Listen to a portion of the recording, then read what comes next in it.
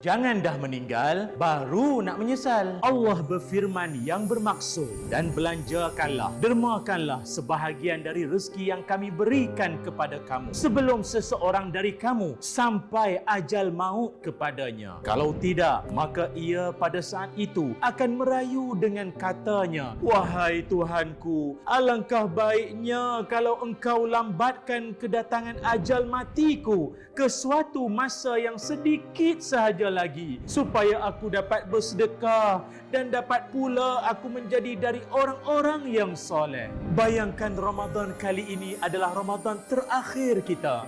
Mahukah kita tergolong di kalangan orang-orang menyesal yang telah disebutkan oleh Allah itu? Tunggu apa lagi? Mari kita menyumbang kepada dana pembinaan Masjid Baitur Rahman Alam Sari. Apabila siap nanti, Masjid Baitur Rahman boleh memuatkan sehingga 4,000 jemaah pada satu-satu masa dan dilengkapi dengan pelbagai kemudahan, termasuklah dewan pelbagai guna, dewan-dewan kuliah, kios ekonomi, bilik jenazah, gimnasium, kuartus imam dan bilal, bilik mesyuarat serta pelbagai lagi. Sabda Rasulullah sallallahu alaihi wasallam yang bermaksud, semua amal Bani Adam yakni manusia akan digandakan kebaikan 10 kali sampai 700 kali ganda. Allah Azza wa Jalla berfirman, kecuali puasa, maka ia untukku dan aku yang akan memberikan pahalanya. Sungguh jelas, pahala dan kebaikan berganda-ganda menanti kita, bukan sahaja di dunia ini dan di akhirat kelak, sekiranya kita berinfak dan berwakaf di bulan Ramadan ini. Ganjaran amalan bersedekah sudah cukup hebat, ditambah pula dengan keberkatan bulan Ramadan. Nescaya kita pasti akan menyesal jika kita tidak lakukannya sekarang.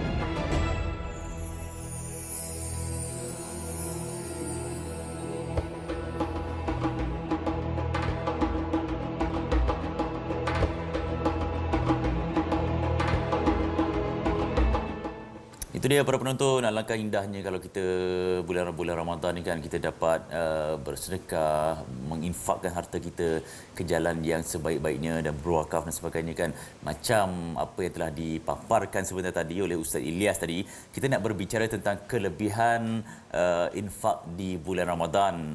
Ni dalam konteks ni kita berinfak dalam pembinaan Masjid Baitur Rahman. Jadi bersama saya di studio ialah Dr. Muhammad Hafiz Fauzi, Wakil Qaryah Masjid Baitur Rahman. Assalamualaikum Doktor. Waalaikumsalam warahmatullahi wabarakatuh. Alhamdulillah. Apa khabar Cik Ardi? Alhamdulillah. Alhamdulillah. Sihat seadanya, masih puasa insya-Allah. Okey. Okey, kita nak berbicara tentang yalah tadi penonton pun dah tahu tentang projek ni kan, dah kita pun kerap mewar-warkan projek pembinaan Masjid Baitur Rahman Alam Sari. Betul. Jadi hari ini mungkin doktor nak perjelaskan pentingnya berwakaf, menginfakkan harta ke jalan membina masjid ni. Baik. Silakan. Bismillahirrahmanirrahim. Assalamualaikum warahmatullahi wabarakatuh. Cik Ardi dan tuan-tuan para penonton melihatkan Allah Subhanahu wa taala. Kalau kita tengok video tadi tuan-tuan, ada satu ayat yang dibaca oleh Ustaz Ilyas tentang bagaimana kita merayu kepada Allah Subhanahu wa taala agar ajal kita ditangguhkan. Agar ajal kita itu dilambatkan oleh Allah. Persoalannya dalam ayat tadi, kenapa sebenarnya dan apa sebabnya kita memohon agar ajal kita itu dilambatkan? Ayat apa tu? Ayat itu disebut dalam surah Al-Munafiqun ayat ke-10. A'udzu billahi minasyaitonir rajim. Wa anfiqu mimma razaqnakum min qabli an ya'tiya ahadakumul maut فيقول ربي لولا أخرتني إلى أجل قريب فأصدق وأكن من الصالحين. صدق الله العظيم. Ayat ni pun dibaca dalam keadaan yang kita merayu-rayu kepada Allah. Dan sempena Ramadan ini macam memanggil kita sidang penonton. Apakah harta yang terbaik untuk kita berikan kepada masjid kita, khususnya Baitur Rahman yang kita bicara pada pagi ini? Tuan-tuan, bila kita buka kitab tafsir, khususnya tafsir Jalalain, apa sebenarnya kita merayu dalam ayat ini? kita merayu kepada Allah agar kita berinfak dan bersedekah. Ditangguhkan ajal itu untuk kita berinfak dan bersedekah. Tuan-tuan, dalam banyak-banyak amal soleh, kita bukan merayu kepada Allah agar kita beri masa untuk bersolat. Tidak. Pelik kan? Kita bukan merayu kepada Allah agar diberi masa untuk kita berpuasa. Bukan. Kita bukan merayu kepada Allah agar dilambatkan ajal itu untuk kita melihat anak isteri kita, melihat suami kita. Tidak. Tetapi tuan-tuan, ajaibnya kerana disebut dalam tafsir jalan lain, ketika mana kita dalam keadaan ajal kita, nyawa kita dihukum itu, dibuka hijab oleh Allah Subhanahu wa taala dan dinampakkan berderu-deru pahala masuk dalam lubang kubur kita. Di situlah disebut oleh ayat ini, ya Rabb, laula akhartani ila ajalin qarib. Wahai Allah, jangan ambil lagi nyawaku. Wahai Allah, jangan matikan aku lagi. Wahai Allah, lambatkan sedikit lagi ajalku. Kenapa? Kata Allah, kenapa? Fa'asaddaqa. Aku ingin berinfak, aku ingin bersedekah, aku ingin berwakaf. Jelas kepada kita hebatnya infak, hebatnya amal berwakaf, hebatnya amal bersedekah, sehingga ketika kita menghadapi sakaratul maut sekalipun, kita tetap merayu kepada Allah agar diberi ruang. Maka tuan-tuan, ini peluangnya kita, ini masanya kita. Selagi mana nyawa masih ada, umur masih ada, peluang ini tuan-tuan kita gunakan. Dan Ramadan ini alangkah baiknya berlipat-lipat kali ganda. Disebut tadi juga tentang bagaimana pahala berlipat-lipat kali ganda. Kita juga nak melihat kesan infak itu sendiri kepada harta kita di dunia. Sebab ada orang kata, Ustaz, ialah pahala Ustaz, lambat lagi pahala.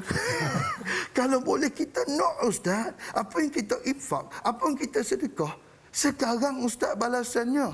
Betul tak? Sebab kita kadang-kadang manusia itu dia melihat apa yang ada di depan mata. Yang ni kita nak bincang, insya-Allah, bagaimana konsep infak, konsep sedekah, konsep berwakaf sebenarnya akan menambah harta kita. Sebab matematik Allah tidak sama dengan matematik kita. InsyaAllah tuan-tuan, ada ayat khusus, ada hadis khusus menerangkan kepada kita bagaimana kaedah formula untuk kita menambahkan harta. Jadi pandangan-pandangan ulama tentang pahala kita dapat itu betul.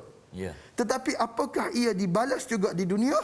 Yang ini kita akan bincang bagaimana konsep matematik Allah supaya tuan-tuan akan berinfak dan balasannya bukan di akhirat, malah di dunia ini lagi. Sekejap lagi kita akan tengok bagaimana bezanya matematik Allah dan matematik manusia. Allah Akbar. Menarik sekali ya. Saya rasa semangat pula nak tahu dengan lebih lanjut ni pahala berinfak, berwakaf dan sebagainya. Kita nak berehat sekejap, kita akan kembali bersama Dr. Muhammad Hafiz sebentar saja lagi. Stay tune.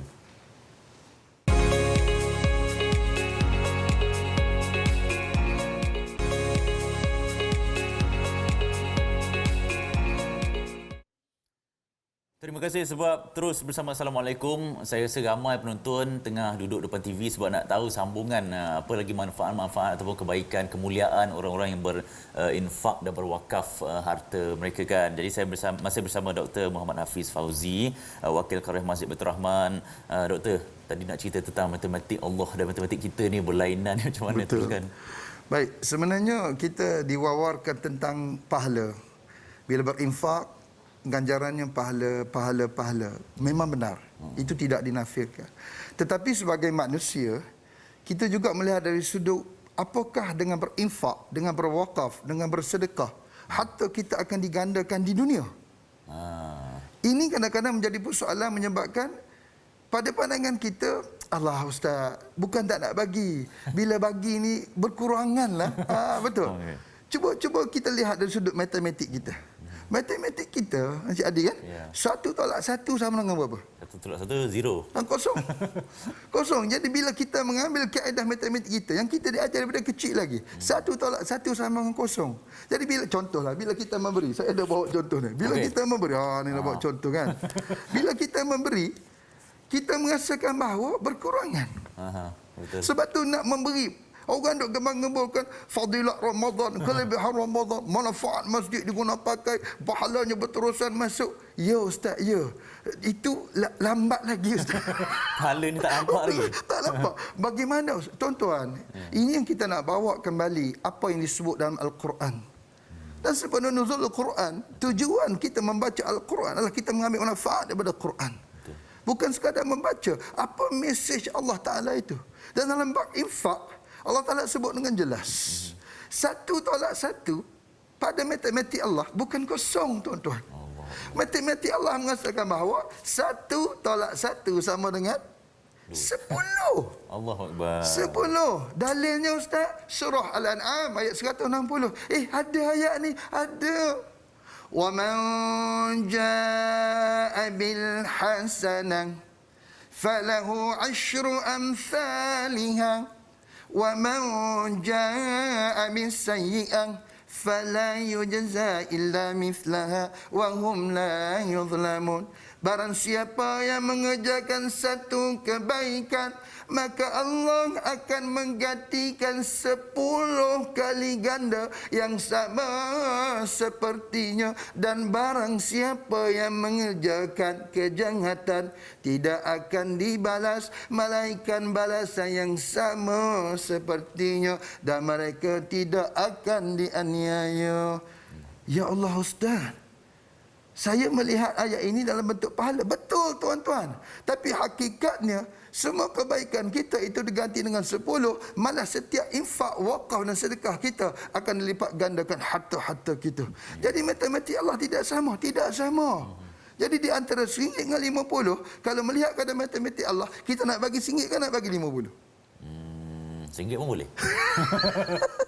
Terserah pada tuan-tuan. Ya, betul. Tapi hakikatnya, lagi banyak kita memberi, lagi banyak Betul. harta yang kita dapat. Lagi banyak kita berinfak, berwakaf, bersedekah, lagi banyak, lagi luas rezeki kita dibuka oleh Allah Subhanahu Wa Taala. Sebab formula Allah tidak sama dengan formula manusia. Ustaz, saya bukan apa Ustaz, 50 ni sayang sangat. Macam-macam boleh beli. Macam-macam boleh beli. Kan biasa masjid surah ni RM1 je lah Ustaz. Allah. Tuan-tuan tengok ayat surah Ali Imran, ayat 92. Apa kata Allah? Lan tanalul birra hatta tunfiqu mimma tuhibbun wa ma tunfiqu min syai' fa innallaha bihi alim. Allahu akbar tuan-tuan. Itulah Quran, dia mukjizat. Mesej Allah ni kita nak kena faham.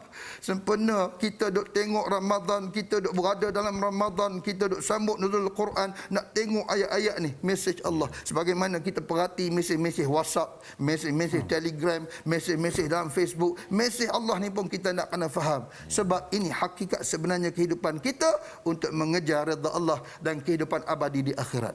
Sebab infak dan sedekah ni bekalan kita. Dan ayat itu menunjuk dengan jelas. Apa yang Allah Ta'ala minta dengan kita adalah harta yang paling kita sayang. Betul. Dalam ayat tadi, bila kita berinfak, bila kita bersedekah, bila kita berwakaf, Quran minta harta yang paling kita sayang. Sekarang saya nak tanya tuan-tuan sidang penonton, yang sayang RM1 ke 50? Oh, mencabar tu Ustaz. Mencabar. Ada orang boleh bagi 50, ada orang boleh bagi RM1, tak dinafikan. Cuma dalam ayat ini Allah Ta'ala menggunakan kalimah lan. Apa maksud kalimah lan? Lan tanalul birra lan. Kalimah lan itu sangat-sangat ajaib tuan-tuan. Lan itu bermaksud tidak, tapi fungsi kalimah lan dalam kaedah bahasa Arab, ia menegangkan kepada kita sesuatu yang mustahil akan berlaku di masa depan. Dia menafikan sesuatu yang akan berlaku di masa depan. Maknanya dalam ayat ini, ramai atau tak ramai orang boleh berinfak memberi, dia bergantung kepada keyakinan kita, keimanan kita. Sebab nak keluar 50, nak keluar 100, nak keluar 500, nak keluar, hatta 1 juta sekalipun. Bagaimana keyakinan kita kepada Allah Subhanahu Wa Taala? Sebab dalam Quran diulang apa? Alladzina yu'minuna bil ghaib. Alladzina yu'minuna bil ghaib. Alladzina yu'minuna bil ghaib. Benda yang memang kita tidak nampak. Tuan-tuan, maka dalam kes kita tadi, masalah RM1 ke, masalah RM50 ke, yang kita sayang. Ustaz, saya sayang RM1. 50 tak sayang pula. Baik tuan-tuan, masing-masing dengan abang panggil apa, suasana dan juga keadaan masing-masing dari sudut kewangan lah kan. Kita nak katakan 50 pun tak apa, nak kata RM1 pun tak apa. Tapi apa Quran kita minta bukan banyak, bukan sikit, tapi harta yang paling kita sayang. Dan kalau kita tengok ayat lain, matematik Allah menyatakan bahawa 1 tolak 1 juga bukan 10, itu minima 10. Maksimanya berapa? Maksimanya adalah 700. 700. Surah Al-Baqarah ayat 261. Mathalul ladzina yunfiquna amwalahum fi sabilillah كمثل حبة أنبتت 7 سنابل في كل سنبلة 100 حبة والله يضاعف لمن يشاء والله واسع عليم. Allahu Akbar tuan-tuan. Mesej Allah kepada kita bahawa satu kebaikan maksimum dibalas sehingga 700 kali ganda. Dalam tafsir Ibn Kathir disebut wallahu yudha'ifu liman yasha', terserah kepada Allah berapa kali lipat kekayaan, kemewahan, rezeki yang Allah Ta'ala nak bagi semula kepada kita. Maka ini jelas bukan dari sudut pahala, malah hatta boleh berlipat kali ganda. Ya Ustaz, ada dalil lain kan hadis? Ada hadis Nabi sahih riwayat Muslim. Apa kata Nabi? Innallaha la yadhlimu mu'minan hasanatan yu'ta biha fid dunya wa yujza biha fil akhirah wa amma al-kafir fayut'amu bihasanati ma 'amila biha lillahi fid dunya hatta idza afdha ila al-akhirah lam takun lahu hasanatun yujza biha. Ya Allah, hadis ni menerangkan kepada apa? Tuan-tuan, hadis ni beritahu kepada kita semua kebaikan seorang mukmin akan dibalas dunia dan akhirat. Macam mana tuan-tuan? Hadis sahih riwayat Muslim. Maka fahamlah kita bahawa bukan sahaja pahala, malah formula untuk harta kita dilipat gandakan, ditambah rezekinya, diluaskan segala harta-harta kita, dimewahkan kehidupan dunia hanya sahaja dengan memberi, dengan berinfak, dengan berwakaf. Tuan-tuan, natijahnya bukan sahaja di akhirat, malah harta kita di dunia sudah pun mendapat barakah. Apa makna barakah? Harta bertambah-tambah. Apa makna barakah? Berkembang. Apa makna barakah? Membiak-biak. Apa makna barakah? Subur. Maka tuan-tuan, ini jelas kepada kita dalil-dalil yang ada. Jangan rusing untuk memberi, jangan risau untuk berinfak, jangan rasa khawatir untuk memberi, kerana janji Allah adalah benar tuan-tuan. Ya, sila bagaimana surah 3? Allah Akbar. Saya yakin ni ramai penonton ni bila dah dengar penjelasan Dr.